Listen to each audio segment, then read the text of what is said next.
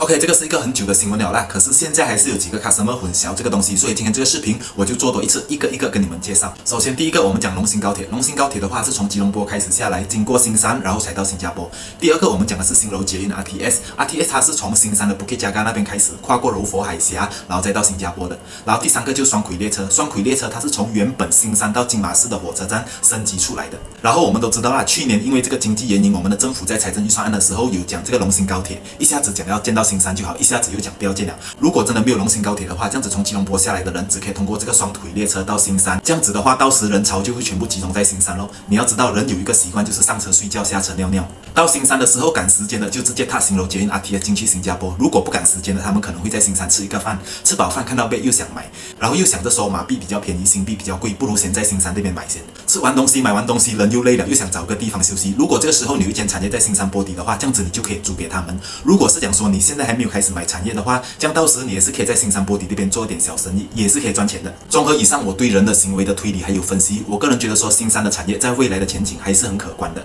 这里我也要谢谢那些人在新加坡的屋主把钥匙寄给我，然后完完全全由我帮他们管理他们在新山的产业。你们的信任就是我在这个行业最大的成就感，谢谢你们。如果你现在正在考虑进场投资房地产，又不懂要问谁好的话，你可以点上面的链接来问我，我会用我在帮我客户管理产业出租的经验来帮你们选择一个好的产业。你不要怕我硬推销你买屋子，你懂吗？如果是讲说我的建议不适合你的话，我也是没有东西卖给你的。喜欢我的视频，欢迎点赞分享，谢谢。